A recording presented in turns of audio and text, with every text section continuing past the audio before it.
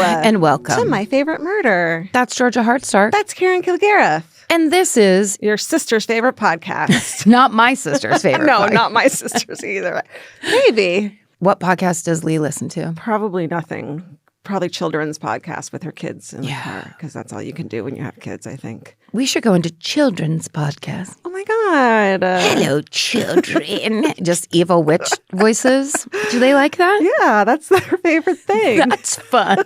For children of all ages. Just terrifying. Children, look up from your screens. You're good at that.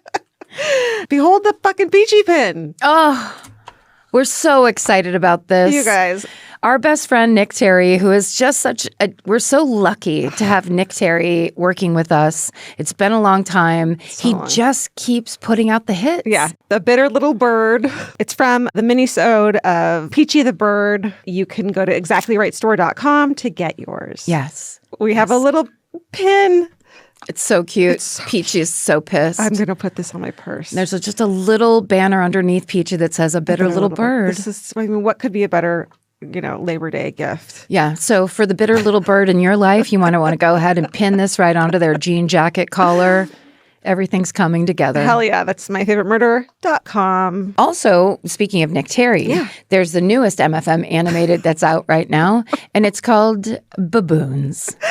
It's your mini-sode story of the drive-through safaris that used to be all the rage in the 80s and 90s. Yeah. Right? And yeah, 70s. safari parks. And there's a reason they're not around anymore is because bad shit happens. Yes. Like in this episode of MFM Animated. Find out what terrible things happen with baboons in the newest episode entitled Baboons. It's youtube.com/exactlyrightmedia. All the Nick Terrys are on there, as well as all kinds of videos from all of the shows here at Exactly Right Network. Okay, so speaking of the fact that we're going on a little tour and doing some live shows, someone made yet another My Favorite Murder bingo card for the live show specifically. But there was I love it, but everyone got upset here at Exactly Right. Let's talk about it. This is a debate. Okay. The free space in the bingo card is usually in the very center, right? Correct. But whoever made this, the listener named Nicole made this, she put the free space randomly all over the card for each different card. Right. Which I think makes sense. Sure. You and your millennial and onward, the children of tomorrow. Because what kind of what advantage is it if everyone has that fucking advantage? It's not an advantage anymore. Right. Right. It's just a free space. Right. Which is stupid. So a free space being wherever, different places on every board, then it's actually a free space and advantage. But then it's not the bingo card free space. Then you're not making a bingo card. You're just putting up a grid with all your shit in it and saying my way or the highway. No, unless you get this. Unless you get all four of these and but the free space is there, but not for anyone else. So if they get all four of them too, it doesn't matter. It is for everyone else. Everyone has the same free spaces, just in the wrong spot. So no matter I thought they were different on every card. I think they are. Do we have the same one? But if you and I played bingo right now, we would have to be playing off the same card or we wouldn't be playing against each other. Does that make sense? We would have to have the same things. No, we wouldn't. We'd have different things.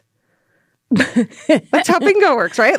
No. Okay, I get Karen yells at audience. Check. If you got the same one, then what's the fucking point? Then we got all the same. Oh, you're right. So this should be different. Bingo cards are numerically different, but the balls are the same. Exactly. The calls are the same. Exactly. Let me explain bingo. Got it. No, apparently you need to. All I'm saying is you can do whatever the fuck you want. Yeah. We know this to be true. I think this is a better bingo. But if you're playing bingo, then you use the grid as the grid exists, and then you fill in around it. Right. But I like the idea that a free space is actually an advantage, not just a fucking empty box that everyone ticks. That's it. But then it's not bingo. Anyways, yes, it is. It isn't. Yes, it is. Do you think it's bingo?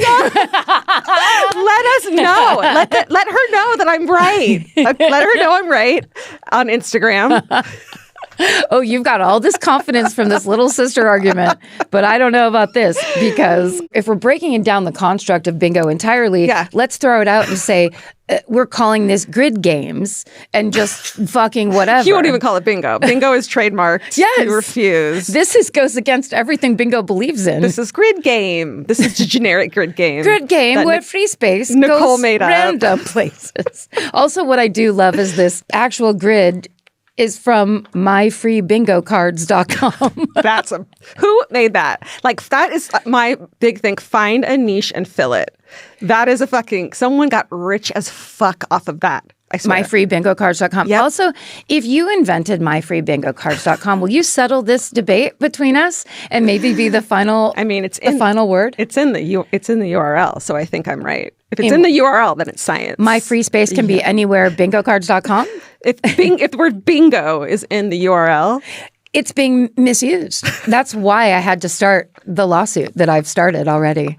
That will be filed. It will be filed. Anyway, Karen yells at the audience. Georgia blows her nose on anything. I mean, who cares at this point? It's so funny, though. It's so funny. Yeah. Marty, hot dog talk. Go fuck yourself.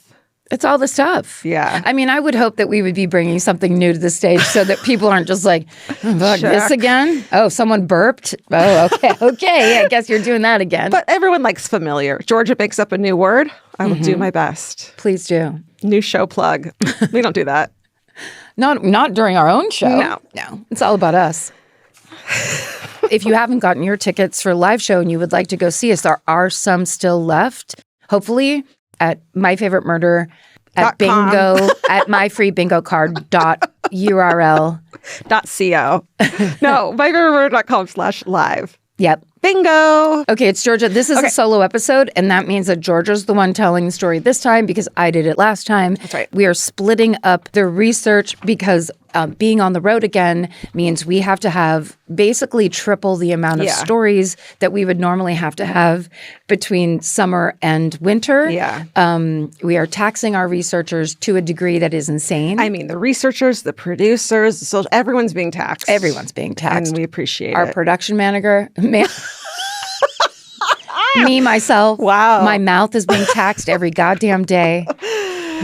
Jess Keck, no more taxes. Production manager. Damn. Everybody. All right. So I have a story that's got a lot of the things we talk about all rolled into one. Okay. It's a murder story. It's a story about a fascinating woman's life. And it's sort of a story of that woman living her best life, but it's a hoax. Oh. This is the story of the whirlwind life of Australian design legend Florence Broadhurst and her tragic unsolved murder. Okay. Have you heard of her? No. The main source used there, the story is a book called Florence Broadhurst, Her Secret and Extraordinary Lives by Helen O'Neill, and the rest of the sources can be found in our show notes. So I actually found this story on Instagram, of all places, on the ABC Radio National Instagram, and it's a story told by Zoe Ferguson. And it comes from their podcast, the History Listen podcast, hosted by Kirsty Melville. Okay. So check that out. Yeah. So it's October 15th, 1977. How old is Karen? 7. Thank you. And we're in Paddington, Australia. It's a Sydney suburb, and we're at Florence Broadhurst's wallpaper company. How much do you love wallpaper? I mean, the fact that wallpaper has made a comeback, it makes me so happy. Yeah. And I swear to God, we were in Palm Springs this weekend. Oh, my God. And there's so many places where, like, there was a bar where they put up, like, it's zebra and jungle print wallpaper. I'm obsessed with wallpaper. It just, like, sets the tone. Yeah. It's incredible. I bet there was a place you went to that had her wallpaper because it's iconic and famous, but you wouldn't know. Here, let me show you a photo of it. Yes, please. Like... Do you remember Wallpapers to Go? Yeah. It was a store where you could just go in and be like, I want 10 feet of that mirrored... What was the jingle? Shape? I can't even think of the jingle. I wish I knew. There's this like really like Mad Men looking style to this one. And it had like the gold leaf on it. It's like your grandma's wallpaper that you used to like trace with your fingers. And we're like, this is the most glamorous thing I've ever seen as a child. Yes. Is this made with real gold? Like just, you know what I mean? Yes. Like iconic wallpaper. They're all busy though. So you want to do an accent wall, not like the whole bathroom or whatever. That's my design suggestion. My aunt and uncle, my aunt Kathleen and Uncle Rich, in their downstairs bathroom had wallpaper, and it was a bunch of people that were cartoon people getting out of the shower and drying off. Oh, and that's it was so cute. The cutest. Like you'd be standing in the bathroom and you wanted to see if you could spot where the people started repeating. Right. Because it seemed like all these different people. Yeah. And you're like, great. that person's over there. Yeah. Wallpaper. Yeah. It's the fucking best. Okay. Wallpaper. We can't talk about it enough. Okay. So she is like this legendary wallpaper designer. She's sort of legendary in general. Everyone knows her. She's known to be this aristocratic British woman who studied art in Europe before settling in Australia to design this fabulous wallpaper. She's 78 years old. She has this like bright red, almost orange hair. Of course. She's just very eccentric looking, as you would imagine someone who makes wallpaper. Like, look at her. Like, sign me up. She looks like, what's her name next door on Three's Company? Mrs. Roper? She looks like Mrs. Roper, but a little bit like older Lucille Ball. Auntie Mame. Yeah, she looks like the fun aunt that's like... Yeah, smokes cigarettes. And yeah. Very, like, glamorous. Mm-hmm. And intriguing. Like, that's what she's going for. Wait, she's the one where, like, if you worked at her wallpapers to go store, she'd be like, you'd be 15. And she'd be like, let's have a glass of wine. I won't tell your mom. Do you like Chablis? Yeah. Have you had Chablis? Okay. Yes, that's exactly who she is. She has lots of rich and famous friends. She throws amazing parties. She speaks with a posh British accent. And most people think that her father was a wealthy cattle breeder in England and that she grew up in a household full of servants, an aristocrat. Yeah. So October 15th, 1977, as I said, at about 4:15 in the afternoon, some customers enter the factory through an unlocked front door. The factory seems eerily deserted, so they leave. The next morning, a neighbor realizes the factory's lights have been on all night and calls the police, which just tells you that, like, what people were like then. If my lights were on all night, my neighbors wouldn't give a fucking shit. Right. It's like if people talked to each other back then. It was, MYOB. And also it's a factory. So like that idea that they're like, we're concerned and we want to make sure. Yeah. Even though it would be very easy to write off. Right. When the police come and investigate, they find out that Florence, the larger-than-life designer, has been brutally murdered. Florence is found in a bathroom on the factory's upper floor. She's been struck about 9 times by a blunt object, seemingly a piece of wood that someone picked up inside the factory because it's still there. Florence is found slumped by a toilet. Her hearing aids are out of her ears. Look like there was a struggle. Some of her fingers are broken, and 2 very expensive rings she had on are missing, making the police think that it's a robbery is the motive. But at the same time, they notice the overkill and don't think that that points to robbery. So the entrance to the factory had been unlocked, so anyone could have wandered in, and it appears that the attacker left through the factory's padlocked back door and locked it behind themselves, possibly. This leads people to believe that the attacker had knowledge of the factory and possibly worked there, had once worked there. At Florence's funeral, her high society friends mingle with her family for the first time, and they start to learn that while Florence's father did in fact work with cattle, it was not in the English countryside, but in rural Queensland, Australia. She had fabricated this fanciful life for herself. I love her even more. Yeah. She had come from humble beginnings. She had reinvented herself very successfully several times throughout her life. So Florence is born in a very remote part of Queensland, Australia, to Bill and Margaret Ann Broadhurst in 1899. The family lives in a small cottage on a large wilderness area, which her father is responsible for managing. It's about 230 miles northwest of Brisbane. The nearest town, Mount Perry, has a population of 250 people. So they grew up in the rural area. Yeah. You know? To get there, the Broadhursts need to ride a horse 20 miles on a trail to get to the nearest town. No. Yeah, but back then, have fun. Well, if you have enough biscuits or whatever. Sure. But like, I just always think of running errands. I just think of how it was to live 5 miles out of town with a car. Oh, you did that. It was so irritating. And on Friday nights when you'd be driving out like for the weekend, you'd be like, do I have everything I need? Oh, right. Because you're like not going to go back into town for 2 days. Also Australian bugs. That probably wasn't flying into your face while you're like riding a horse. Snakes coming up the horse's leg. God. Ugh. They don't care in Australia. No. Florence has 3 siblings, an older brother named Fassifern. Spell that, please. Fassifern. Fassifern. Family name? and 2 younger sisters named May, Millicent, and Priscilla. And another sister sadly died in infancy. So Bill Broadhurst, Florence's dad, is a tough-as-nails cowboy, but everyone who knows him says the same thing about him. He is a master storyteller. He's known for being able to spin like mesmerizing tales around a campfire. And as Florence grows up at the turn of the century, the population of nearby Mount Perry grows and fortunes in the town rise because of nearby copper mines. So Margaret and her sisters are able to join a new tennis club in town, and the town starts having dances and picnics and parties, and they have piano lessons and sewing lessons. So the Broadhurst girls learn to be proper young ladies. In her teens, it becomes apparent that Florence is a very talented singer, and she tries to make it as a soloist, but her career doesn't take off. So she joins a traveling theater troupe called the Globetrotters. A traveling theater troupe. Oh, we'll just go do some Shakespeare down on the coast. In 1922, when Florence is about 23 years old, her fucking life sounds amazing. She and the Globetrotters sail for Singapore. Florence chops her hair off into a bob, wears a wardrobe of sparkly flapper dresses, and performs under the name Bobby Broadhurst. Yes. Let me show you a photo of her. Bobby after her new haircut. Okay. Here's this beautiful fucking one. Holy. Wow, she looks like a silent movie star. Yeah, she does. Just that era. Here's another one. She looks like the chick from the Gilded Age. Yeah. The daughter. The daughter. Yeah. That's right. Wow. Yeah. And she's just off to live life. She's like, bye. Like, Going to Singapore. Going to Singapore. I'm 23. I'm not getting married. I'm cutting off my hair. I'm doing what I want. Goodbye. In cities across Asia, mostly because of the long history of British colonization, of course, there are huge expat communities seeking familiar entertainment. So the Globetrotters are very popular.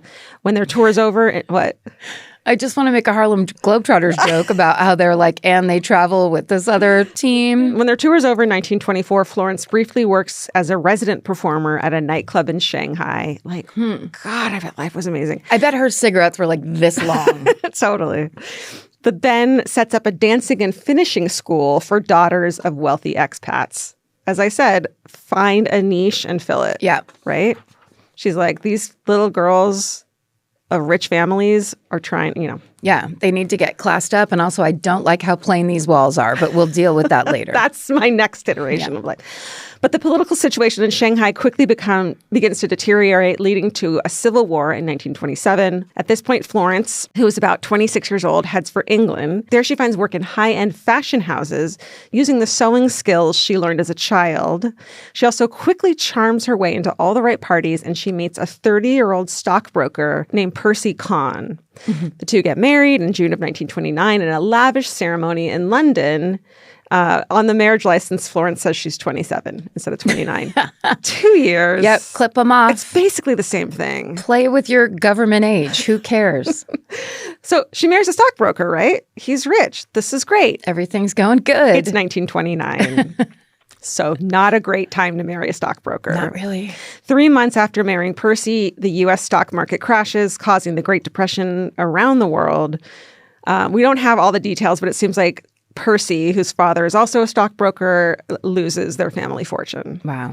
Florence immediately pivots, as she likes to do. Yeah. Using the connections she's made working in fashion houses, they need to make money. She's like, all right, I'm going to open my own dressmaking shop. I'm going to target consumers who want high-end fashion at a more reasonable price because people don't have the money right now. No one has money now. But she's so good at marketing, and she knows the fashion industry is all about branding. So she names herself Madame Pellier and speaks in a French accent. She turns herself French. Perfect. Just like in the movie French Kiss, where Kevin Kline pretends he's French. The British aristocrats. I'm not drunk. Downton Abbey? Yeah, no. No, the other one. Bridgerton? Yes. Just like in Bridgerton. Fake French accent. But business is booming. Unfortunately, Florence's marriage to Percy is breaking down. They don't ever really... The Gilded Age. Yeah.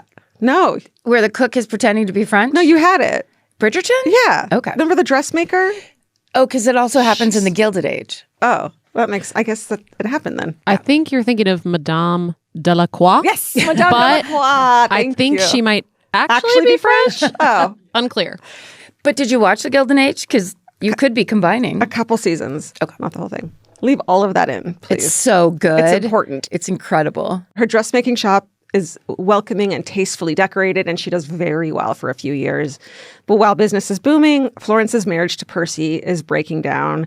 They don't ever actually divorce, which is pretty difficult to do back then, especially when you were married in a Catholic ceremony. Mm-hmm. But they split up. And it seems like this happens after 1936 because Florence meets a handsome fruit merchant named Leonard Lloyd Lewis. Say that 3 times. I thought you were going to say Leonard Lemons. Leonard Lloyd Lemons. Florence is now 36 years old. She falls in love with this guy. And due to that not quite divorce from Percy, Florence doesn't actually ever marry Leonard Lemons, although they tell everyone that they are married. In 1939, they have a baby. They name him Robin, but everyone calls him Robert. And in fact, he didn't know that they weren't ever married until his parents passed. That's hilarious. Yeah. That's like a little family secret that just comes out later on. Yeah. Like, what is marriage? It's like they were the first, like, it's just a piece of paper. Right. It doesn't mean anything. Cool. In 1949, when Robert, the son, is 10 and Florence is around 49, the family moves back to Australia and Robert meets his mother's family for the first time, her kid. And she had tricked him too, it seems. He realizes that while she acted in every way the British sophisticate, she was actually from deep in the country where there are no paved roads. Back in Australia. So rad. Love it. Robert has been in British boarding schools since the age of 5, and he didn't like it there. So he's actually really aware of class differences. And so what he sees doesn't compute to him. He says, quote, "I couldn't understand. My mother, who I knew was gentry, this is where she came from?" That said, the Broadhurst family, while not quite aristocracy, seems to have done very well for themselves.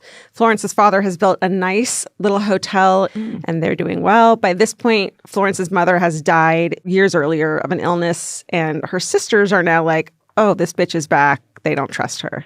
Oh. Because she's been like gallivanting and living her life, and then suddenly she comes back and they're doing well. And also lying about her background. So they just kind of are like distrustful of her. Okay. May Millicent passes away not long after Florence moves back to Australia, but Priscilla, her other sister, keeps Florence at arm's length. This just sounds like a fictional book, soap opera, doesn't it? Yeah, totally. Priscilla had been looking after their father, taking care of him. He's getting older. So Priscilla is like, you know, Florence just kind of shows back up when it's convenient for her. Not a fan. Yeah. Florence and her, quote, husband and son, Robert, settle outside Sydney, and Leonard starts running a successful car dealership. Oh, wait, Lemon would make sense still for his name, his made-up name. For his used cars. Yes. Florence decides to take up painting. She wants to become very successful at it. It seems like she doesn't half-ass anything. No, and it's like the arts where she's like, I'll sing, I will teach other people. Make dresses, Yeah. I'll do these like fanciful things. She's got the eye. Yeah, but unfortunately her plan to make it big as an artist ultimately doesn't really pan out, but she spends the 50s getting involved in high society charity events, ultimately ingratiating herself within Sydney's wealthy and elite. She generally doesn't mention her background and lets people believe that she's from some kind of British old money. She's like, let them believe what they want. Yeah. I didn't say it. I just faked my accent. That's right. Completely. I'm just talking weird. Yeah. At the same time, her relationship with Leonard is starting to break down. Florence, you know, a master at pivoting, has a new plan. She's going to design and manufacture wallpaper. Okay. We're back here. Yeah. She launches her company, Florence Broadhurst Designs, in 1961. Florence's timing with this wallpaper is perfect because it's the early 60s. Wallpaper in bright, colorful patterns is extremely popular, and Australia is experiencing a building boom. So that like design is huge. Plus, Florence has spent the past decade cultivating connections with Australian society, so she quickly is able to get her designs in the home of tastemakers. These new, beautiful, opulent homes. Yeah. With her wallpaper. Her designs are incredibly varied, geometric, some are floral, stampeding horses, lots of whimsical designs and colorful stuff. Florence gives several interviews where she does say she is British and that she trained as an artist in Europe. But she also happily takes credit for being a pioneer of a distinctly Australian design sensibility. So she wants it all. And she's going to have it all. That's right. It seems like this is just another calculation, like passing herself off as French. Florence understands that people are buying her as much as they are buying her wallpaper. Yeah. By the early 1970s, Florence is in her 70s, but she has an amazing ability to spot design trends emerging around the world and get them out to Australian consumers. She employs lots of artists and screen printers at her design house. And it's, in fact, a little unclear how many of the designs are really her own. There's not a lot of that information out there. Seems like she mostly watches over the artists and tells them what to do. But, that's still a designer. Yeah. Right? Yeah. And she also makes screen printed by hand wallpaper, which has been taken over by machine made wallpaper. And Richie people want the screen printed by hand stuff, with custom hand painted details. So it's very expensive wallpaper. The business is flourishing. Florence is pretty casual about the business side of things. For example, she pays all her employees in cash, which she carries around in her pocketbook. And in 1974, when she's about 74 years old, she's attacked in her store and beaten. She never sees her assailant, but he takes the cash from her purse like he knew it was there. Yeah. People speculate that it might have been an employee or former employee who knew when she would have all that cash on her before payday.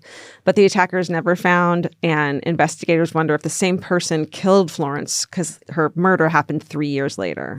Investigators disagree as to whether the motive of her murder had simply been stealing her jewelry or if this had just been a ruse. And since her death was so violent, they thought that maybe the robbery was a cover-up. And then over the years, there's another theory that has emerged, which I think is pretty strong. Let me see what you think. So between 1989 and 1990, a very short period of time, 6 elderly women are murdered and at least 7 more assaulted around Sydney's North Shore. A man in his 50s, he is eventually caught. He's a pie and pastry salesman. Going door to door? Like going at businesses, selling them lunch, that kind of thing. Okay. He's a man in his 50s named John Wayne Glover. He's caught and convicted of these murders in 1990 and sentenced to life in prison. Because of his penchant for attacking older and elderly women, he is nicknamed the Granny Killer. But of course, investigators believe, they think he started when he was in his 50s. That we know doesn't happen. Yeah. Right? So they are pretty sure there's other victims. And so they think that he could very possibly be Florence's murderer. Partly because he posed as victims in a way that was sort of similar to the way Florence was found in the bathroom, as well as her manner of death. Investigators wonder if she could have been one of his early victims, because it was 1977. So if he actually didn't start killing until 1989, it wouldn't have been him. But we're not of the belief that people start murdering in their 50s, like serially murdering violently. Serial killers usually start much earlier. Right. And there's other things that happen to other victims, and also start in other crimes and then kind of cross over. So if it was, he heard that this old lady carries money on her and it was supposed to be a robbery. Right. So his MO would be that he would follow older women. His victims were 60 to 90 years old, and attack them while they walked alone in public or in their home. His method was that he would beat them with an instrument, sometimes a hammer, and then leave them with something tied around their neck to make it seem, I guess he wanted to make it seem like a sexually motivated crime when he claimed it wasn't. But he also did sexually assault other older ladies. So we don't totally believe that. No proof has been found of him killing before 1989 when he was 56. At this stage, he'd been married for 20 years. He had children. His wife had no knowledge of his previous criminal offenses.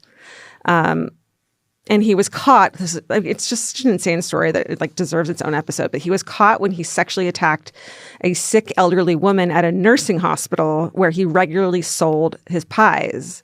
So he had a meeting there, and then he went into this woman's room. He had his clipboard on him and his uniform on. Remember, you always talk about clipboards making people... Yeah, it makes you look busy and official. And legitimate. Yeah. The elderly woman pressed the bedside emergency button, and a sister at the hospital, Pauline Davis, came into the room and saw him and said, "Who the hell are you?" Yeah. Which was if you make up, that's swearing for a nun, right? That's a big deal. It is. She chases him out into the parking lot and takes down his registration number as he drives away. And also they knew him. And so they ended up IDing him and his photo. He was the guy that came around a lot. Yeah. a long story short, it still took authorities weeks and another dead woman to catch him. Oh, God. Yeah. He was found guilty and died in prison of suicide in 2005 at 72 years old, taking his secrets with him. But it is found that this man and Florence had actually attended the same wedding in the 70s. Oh. So they actually had a personal connection. And he only had personal connections with one other victim, but that's enough. Especially if it's an earlier victim. Right. It didn't, yes, exactly. Like he learned not to do it that way or whatever it is. Yeah. Right. So they had a mutual friend and they were at a wedding together. To me, that's too much of a coincidence. Yeah, that's wild. He denied killing her when he was caught, but let's not try to believe anything he says. Yeah. The other working theory is that she was killed possibly by someone she knew from the factory, possibly for the rings that she had. Florence's designs are not as popular as they once were, but they're still very famous. Like the woman I found the story through has a tattoo of one of her designs on her arm. Oh, wow. I know, like a beautiful flower. And they're still used sometimes today. And that is the story of the unsolved murder and fascinating life of Florence Broadhurst.